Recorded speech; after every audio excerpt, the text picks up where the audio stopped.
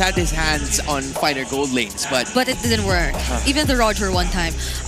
So maybe they will revert to the traditional marksman. The Moskov is still there. Oh, but they go Kimi mid. Okay, so they're gonna go with the CC gold lane. So this is why they took out the X-Borg as well. It's not necessarily the Ruby. They already had the gold lane all along. Yeah. But of course, it's really a flex pick, so we could never tell. Edward on the Uranus. Look at how tanky this lineup is for Aurora. That's a lot of front line. Okay. Yeah, so with that being said, there's going to be enough space, enough room for Demon Kai to roam around and do whatever the hell he wants in the jungle. It's just that for Benny Cutie, the hero that we are looking for him is, I don't know. Is he going to go fighter? He has a high tendency of going fighter gold lane. Yeah, but you need damage. You need a way to deal with all this. There you go. Okay. You talked about damage, right? I really like the way he played the Obsidia yesterday. Very aggressive. Never knew you could use it to ambush players just by hiding in the bush and using the Hunt of Bone. And that was one of the best, if not the best, Obsidia gameplay that we saw in the entire season. Because a lot of teams are 50-50 towards this Obsidia, but and yet it's, you know, TNC making it work against Twisted yesterday. Yeah.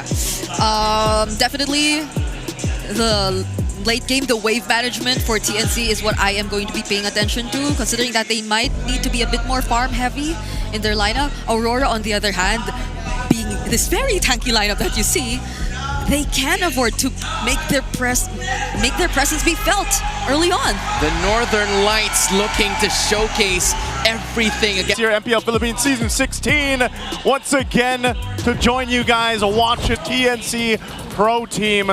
Leo, Aurora has been dominant all season long. TNC, they went some distance yesterday. Do you think they have the right ingredients here for game number 1 to go in the belt in favor of TNC? I think they're favored just going into the draft. Looking at this lineup, all you gotta do is win that first 1 or 2 turtles, and then don't even think about the third because they drafted an Obsidia. Benny Cutie needs to farm up. Sure, Chagnu's hanging around here, but that's what the CC's built for. Dominkai is gonna hunker down. Like, I love how they alluded to it and then just went full on through. Oh no, Lancey! Forced to use the flicker. See that? All this while, Dominkai's just chilling. See that? He's chilling, man. I'm not even afraid for him. He's just a little. He's just a little. He's staying there too. But again, he knows that he can go ahead and get some of that health back again. This is CC. Not to mention, you've got the Brave Smite emblem there too. You're going to be able to go and heal back up. Now, one of the things about it is, again, if you guys missed the performance of Benny Cutie on the Obsidia yesterday, he had a hell of a performance. Again, it was one of those things, a topic of discussion when he locked in the Obsidia.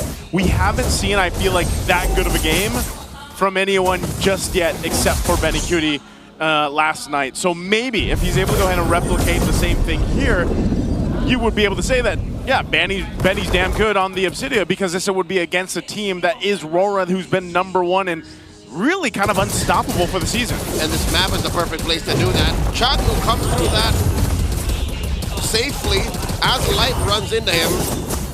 Edward, again, either side of the map, you send 2 members of TNC to take care of Aurora. It's not going to happen. Turtle down to a 10th of its health. Oh my god, Demon Kite falls, and 3 more secures it. TNC collapse on Aurora. Where'd that come from? I'll tell you now, that's what you call a Phoenix Flash. That's the Phoenix Flash we saw yesterday as well. Man, talk about a move. And that's 2 kills. That's a double for Zyda. Again, Zyda, one of the most competitive junglers in the season. I think a lot of people would definitely put him top 3 right now for all our junglers in MPL Philippines. I definitely would. Maybe only slightly behind Demon Kite, and then before today's first series, King Kong. We'll talk about that. Right now, TNC are almost 1,000 up. Again, 2 free kills and a turtle. Sure, say what you want about winning the side lanes, but TNC have the main arteries. They took that major objective, and they're bullying Aurora right now. Big fights belong to them, sure. Oh my god, Light commits it, and the tech charge, and the pulse. I mean, that's a roamer. That's a roamer right there. Zyda's waiting here patiently. 3Mars here too. Are they going to go for some type of counter punch?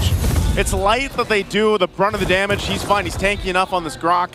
But that's the thing, you know, if TNC wants to maintain the lead that they're going to be able to build, they have to also just watch out for those setups, because Aurora knows that they can go ahead and get those pickoffs if they want to, especially with a tech charge in the hands of Light. Again, this Grok in conjunction with having a Kimmy in hand is tough to deal with. It's a lot of crowd control that can be thrown at you in different ways, even in some of these fights, in some of these close areas. It's both burst and DOT. If the Grok catches you the right way, next thing you know, there's magic and physical damage coming your way. You don't even know how to build items. TNC, now they lost the lead. Yeah, they lost the lead. It goes to Aurora now. It's this fundamental understanding of the game's economy and tempo and pacing that has led Aurora to become #1 in Season 16. Look at this zoning that they're doing. Whoa, Edward taking a ton of damage. A flicker tech charge takes out Zyda. And Chaknu in the back tries to save his roamer. Save his jungler, but it's not going to happen. Lancey overshoots. AOG by the Mamba catches Edward, but he doesn't care. He's going to put stacks on him via the Ionic Edge. Down goes the Gatot as Demon Kite takes care of the turtle. And they'll get the objective. They got the kills. Benny stayed to farm. That was a great team fight for Aurora. Notice how they decided to go about that fight, even waiting on some of the entry points that TNC went with. But then again, a great use of Light, using that tech charge. And then they disengaged when they had to. They still fought for the space and objective, and then they won that battle. So now Aurora is the one with nearly a 1,000K gold lead. Oh, Edward, is he going to be able to get away? He's fine. Mr. Consistent, didn't even sweat it. That's 3Mars Zyda, 2 of TNC's best on his butt. And he just turned around, showed him his. He showed him his. Yeah. He is Uranus. I like that. You like that? I like. Hey, he's got the Oracle already too. You know, that's about all he needs right now. And the Warrior Boots. And the Warrior Boots to be tanky enough and just relying on the Ionic Edge and then the whole passive and Consecrate. He's tanky enough, man. And the problem about this is if TNC decides to put too much into Edward or, you know, throw themselves at him, then they're going to be wasting those precious resources that they need as he continues to build up more physical defense. Because when you look at the lineup over here for TNC, that's the majority of it, right? They have very little magic damage, who's mostly going to be from Lancey, and he's been holding on to the tech charge mostly. It's little to none. I'll tell you that much. That is the traction pulse thrown out by Yue. Just to zone out that bottom. 3Mar and Demon Kite going 1v1. And for some reason, 3Mar's walking away. Oh, he misses the full combo, and in comes the rest of Aurora. They take down 3Mar. Light going 3v1. Light might have got caught out. Demon Kite dealing the damage. That's a full-on lane switch. Mountain Shocker both thrown at.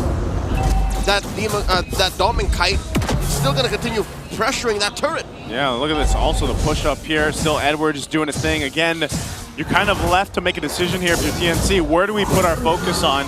We're starting to slip away from that lead that we did have for a little bit for TNC. That's what they're thinking. Now Aurora almost 3K ahead. They're going to go ahead and start with this next turtle. Oh. Traction Pulse forcing a flicker away from Lancey.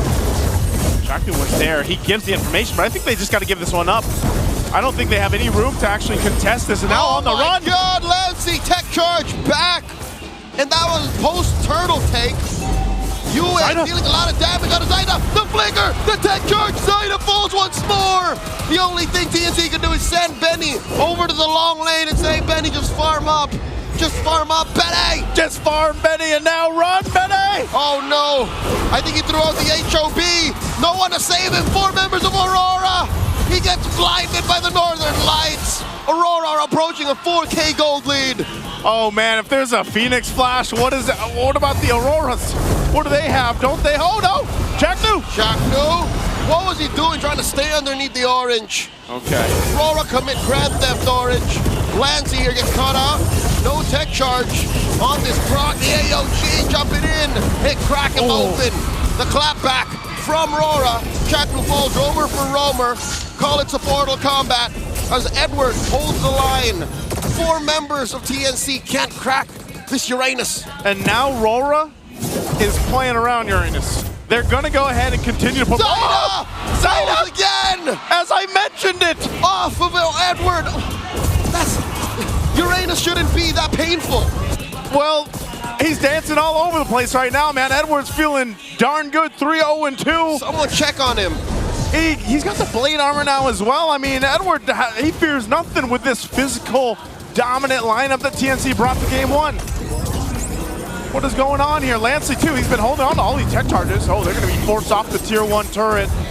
They'll disengage off of it, get back to base, but TNC, they got to scrap for something here. I was talking about Benny on the Obsidia. He's had plenty of time to farm up, but even Rora decided, hey, that's enough, Benny. You're not going to be farming anymore. Last night, this Obsidia did well to put a ribbon on it and end the Twisted Minds' dreams of making it further in the playoffs.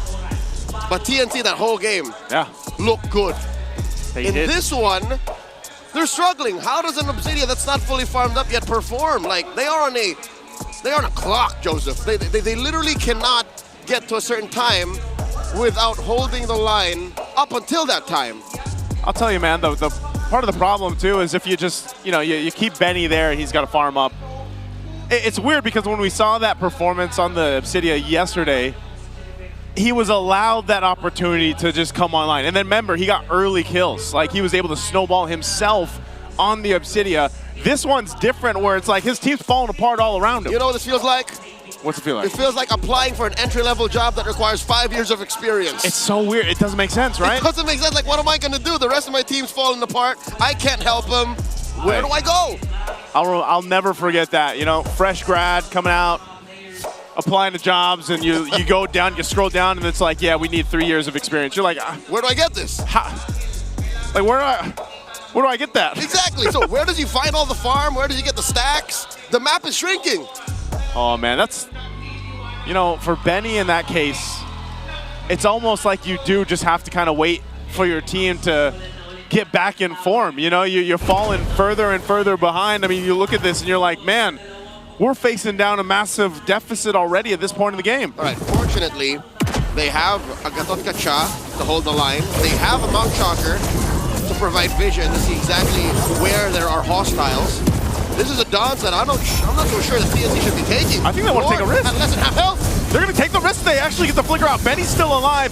He's trying to get the space. They're going to disengage. Lord resets, though, and no one goes down the exchange, so it looks like it's going to be a reset unless they do get the vengeance out here. Dominkite wailing away with them yo-yos, puts Chakno at a tenth of his health.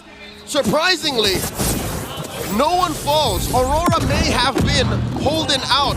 I think that's all they wanted out of TNC. This is scarier than expected. Joseph, I would have expected people to die. Yeah. But Rora were smart enough to know we don't have to fully commit. TNC are putting up smokes and mirrors. They're not really ready to fight. They're just forcing us to commit.